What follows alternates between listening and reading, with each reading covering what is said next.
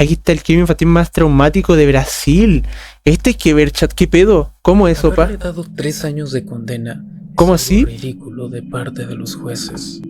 Esta sentencia es horrible. El pobre chico aún estaba vivo cuando lo desmembraban. Debió haber recibido la pena de muerte. Estas son solo unas cuantas opiniones comunes que se suelen leer sobre este caso. Un crimen cometido entre 2 niños y 16 años respectivamente. ¿Por qué? Ah, coño, este no es. Felipe Petri, nacido el 2 de mayo de 1991, Blumenau, Santa Catarina. Desde pequeño sufrió de problemas psicológicos. ¿A qué le está cayendo este? Le brindó ayuda médica, pero él únicamente fue a unas cuantas sesiones, para después abandonar los tratamientos. Era un entusiasta de los videojuegos y la televisión. Adoraba pasar horas jugando y, según informes, se saltaba clases para jugar. No se sabe mucho sobre su vida escolar ni su desempeño.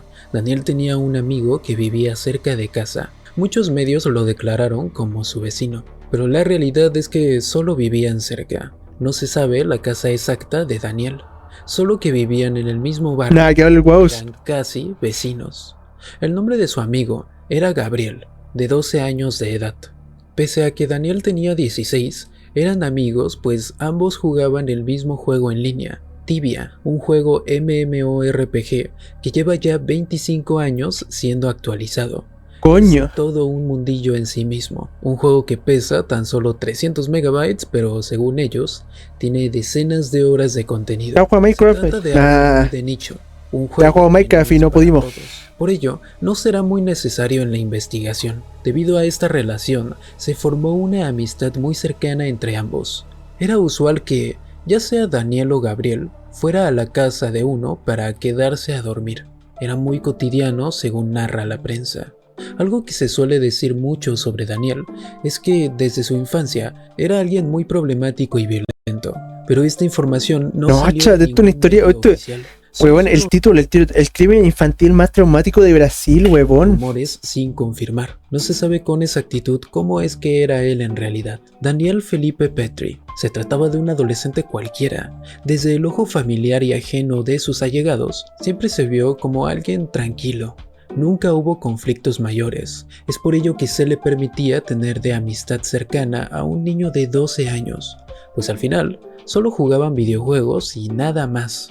No habían indicios de un mal comportamiento. Esto se refuerza con el testimonio del padre de Gabriel, quien dijo no poder entender cómo un amigo de confianza pudo haber hecho todo eso a su hijo. Ellos siempre estaban juntos jugando en la computadora.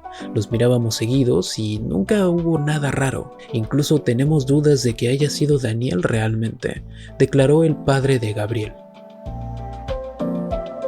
Gabriel Natalino Kuhn, nacido el 21 de marzo de 1995 en la misma ciudad y barrio que Daniel, Blumenau, Santa Catarina, Brasil, Suica Vela Central, número de casa 134. Desde pequeño siempre fue alguien educado y tranquilo.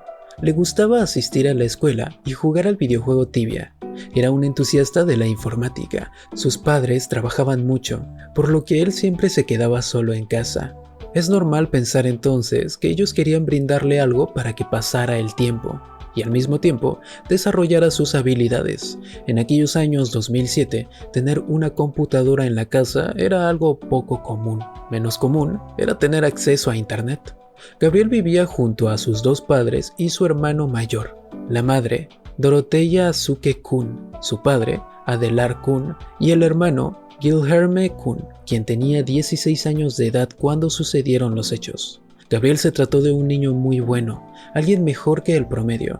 Tenía excelente desempeño en sus clases y era el típico estereotipo de un niño adulado y mimado por sus padres, lleno de alegría y con mucho para ofrecerle a la vida. Alguien feliz, con una familia que si bien no estaba tan presente en el día a día por trabajo, eran unidos y se querían mucho.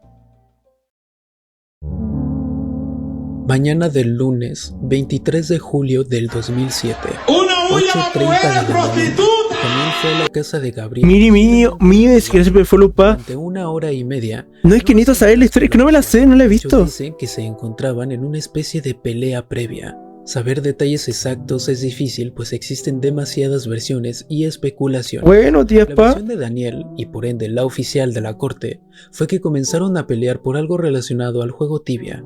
No se dieron más detalles. Mucha gente especuló que le había pedido dinero del juego, unos $2 en moneda de Tibia, pero esta información no es oficial y siempre se han tratado de especulaciones. Muchos videos pecan de incluirla como el motivo principal de la agresión, cuando esto nunca fue así.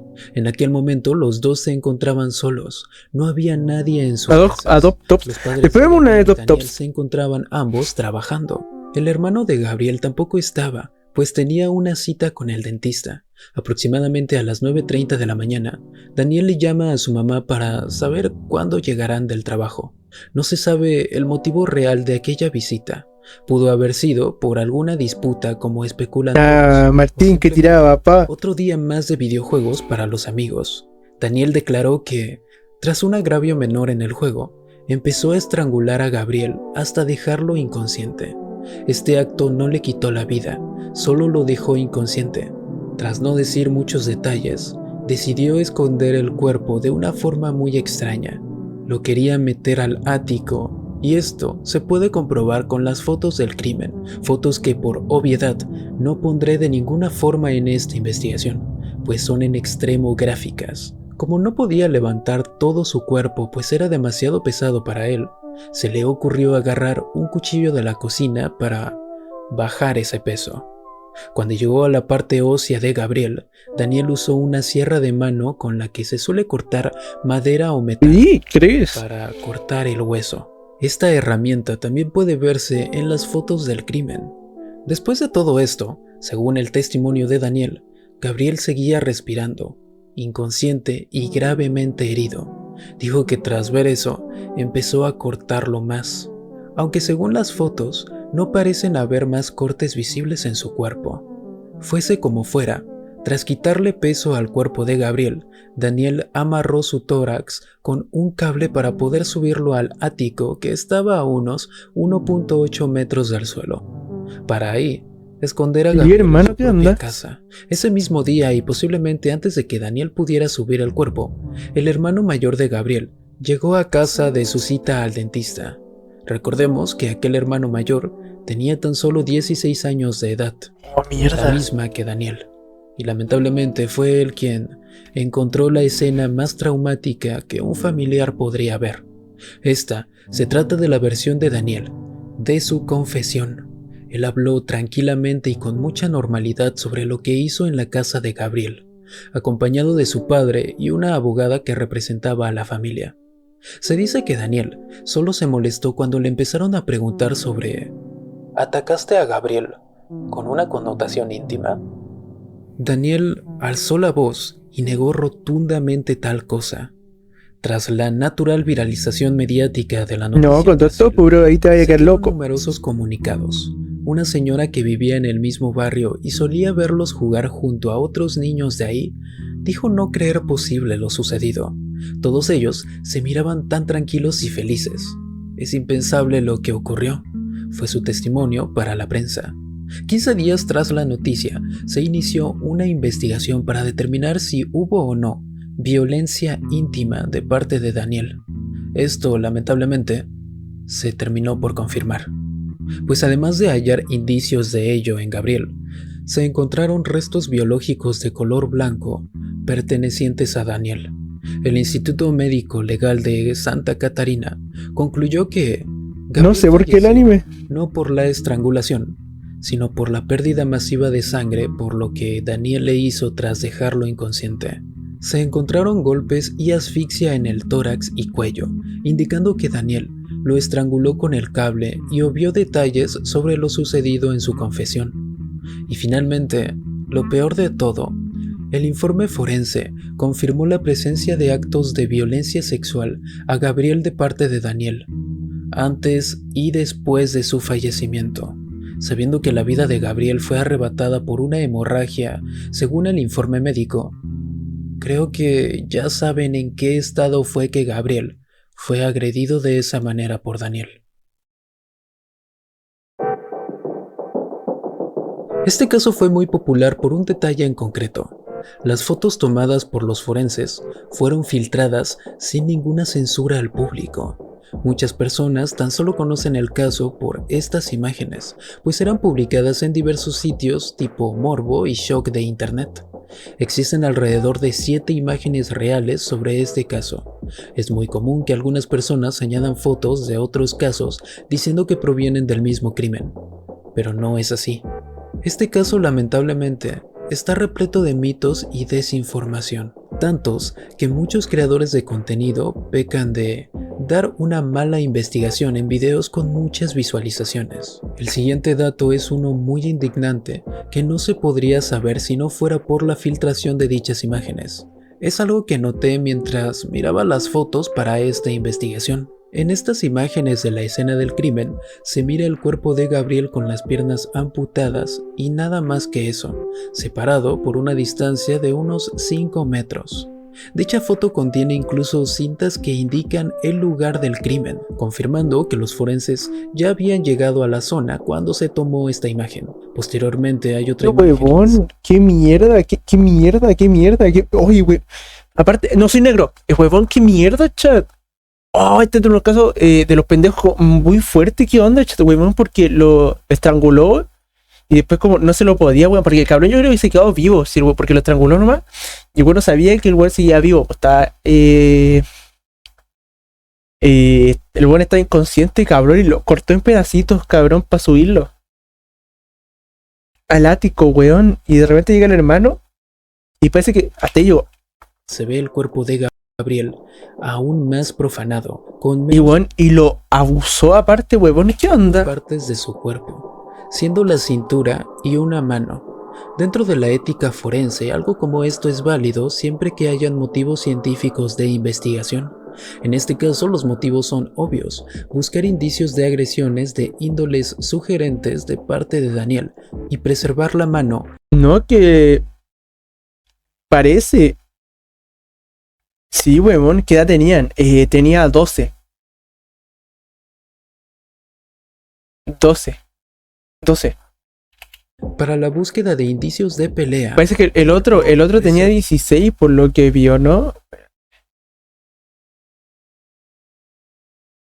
Las fotos, no quitarle poder subirlo al ático que estaba a unos 1.8 metros del suelo. Para ahí esconder a Gabriel en su propia casa. Ese mismo día y posiblemente antes de que Daniel pudiera subir al cuerpo, el hermano mayor de Gabriel llegó a casa de su cita al dentista. Recordemos, su propia casa, 8 metros del suelo. Para ahí esconder a Gabriel en su propia casa. Ese mismo día y posiblemente antes de que Daniel pudiera subir al cuerpo, el hermano mayor de Gabriel llegó a casa de su cita al dentista. Recordemos que aquel hermano mayor tenía tan solo 16 años de edad, la misma que Daniel, y lamentablemente fue él quien encontró la escena. Más dicen alrededor de 100 que no se podría saber si no fuera por la filtración de dichas imágenes.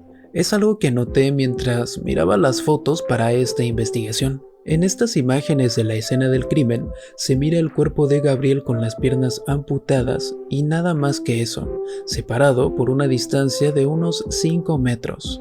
Dicha foto contiene incluso cintas que indican el lugar del crimen, confirmando que los forenses ya habían llegado a la zona cuando se tomó esta imagen. Posteriormente hay otra imagen donde se ve el cuerpo de Gabriel aún más profanado, con menos partes de su cuerpo, siendo la cintura y una mano. Dentro de la ética forense, algo como esto es válido siempre que hayan motivos científicos de investigación.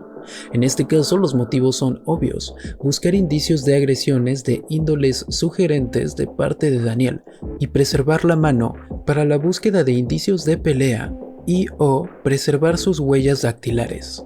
Sin embargo, estos procedimientos se tienen que hacer en una autopsia, pues la escena del crimen es un lugar de recolección de datos, no de manipulación. A lo mucho, lo correcto es tomar fotografías para la documentación posterior, muestras de sangre, pelo y poco más. El cuerpo debe ser llevado con la menor manipulación externa posible. Las fotos filtradas muestran que weón, qué mierda, ¿cómo así? ¿Qué tan cagado la casa? Debía estar como para hacer algo así, weón. forenses del Instituto Médico Legal de Santa Catarina hicieron estas prácticas ahí mismo, un acto médico éticamente erróneo. En estas Daniel, 16, güey, prácticas ahí mismo, un acto médico éticamente erróneo. Esto es malo, pues, en primer lugar, viola los estándares de la medicina legal, podría contaminar las pruebas y te hace poner en duda si realmente hicieron un trabajo adecuado las personas detrás del caso de Gabriel, a menos de que haya una justificación excepcional. Esto se puede considerar como una desviación de los protocolos forenses, algo sumamente incorrecto que podría caer en mala praxis. Es muy posible que por ello mismo, tras filtrarse las fotos, se abriera una investigación para determinar con exactitud quién fue la persona dentro del Instituto Médico de Santa Catarina que las filtró. Pero para su mala suerte, nunca se supo quién fue de manera pública. Tenía 12 años, huevón, uno de 16 a de 12, cabrón. Teniendo en cuenta las evidencias y obviando la falta de detalles en la versión de Daniel, el crimen sucedió de la siguiente manera. Daniel tocó la puerta de la casa de Gabriel por la mañana. Gabriel lo dejó pasar y jugaron durante un rato. Daniel tuvo una llamada con su madre 1 hora y media después, en donde le preguntaba cuándo iba a regresar a casa. Esta llamada tuvo lugar aproximadamente a las 9:30 de la mañana. Minutos después de esta, Daniel comenzó a agredir a Gabriel, lo llevó a su habitación y lo dejó inconsciente. Posteriormente comenzó a tener contacto inapropiado en su cama. Según algunos medios, en las sábanas de aquella cama también habían rastros biológicos visibles de Gabriel. Pero dada la naturaleza del crimen, estas manchas de sangre fueron opacadas por todo el desastre de la entrada. Aquella sangre no fue exactamente por una herida, sino por la agresión de Daniel a Gabriel anterior al crimen. Después o durante la agresión de naturaleza íntima, Gabriel recuperó la conciencia poco después. Comenzó a gritar del dolor y contar lo sucedido a gritos. También amenazó a Daniel con decirle a sus padres. Ahí fue cuando Daniel supo que tenía que quitarle la vida para que él no dijera nada y también dejara de hacer ruido. Daniel volvió a estrangular a Gabriel, esta vez supuestamente hasta quitarle la vida. En algún momento de esta hora, Daniel trasladó el cuerpo de Gabriel a su casa, por lo que todos estos actos gráficos ocurrieron en la casa de Daniel. Creyendo que Gabriel ya había fallecido, Daniel intentó ocultar el cuerpo. Lo envuelve en cables para subirlo. Es muy pesado, por lo que no puede subirlo. Lo corta para bajar su peso, etc. Todo esto es idéntico a la declaración de Daniel, pero cuando Daniel estaba usando el cuchillo, Gabriel volvió a recuperar la conciencia y gritar del dolor. Sin embargo, poco después, vuelve a perder el conocimiento y esta vez, fallecer de hemorragia. Los forenses afirman que tras el fallecimiento de Gabriel, Daniel volvió a violentar de él. Esto podría implicar que, o bien lo hizo cuando él pensaba ya había fallecido, o cuando Gabriel se encontraba gravemente herido. Tras no poder subir el cuerpo, luego quitarle el peso con el cuchillo, Daniel abandona la escena del crimen para irse a su casa. A las 12 de la tarde en el mediodía, horas después del crimen, el hermano de Gabriel llega a su casa. La puerta estaba cerrada, por lo que fue a la casa de Daniel, pues seguramente era ahí donde estaba su hermanito de 12 años, jugando videojuegos con su gran amigo, como solía ser costumbre. Lamentablemente, lo único que encontró fue una escena del crimen. Lo narrado es una reconstrucción de los hechos más fiel de lo que pudo haber sucedido aquel lunes 23 de julio del 2007, día en que Gabriel Natalino Kun, de 12 años de edad, perdió la vida a manos de Daniel Felipe Petri.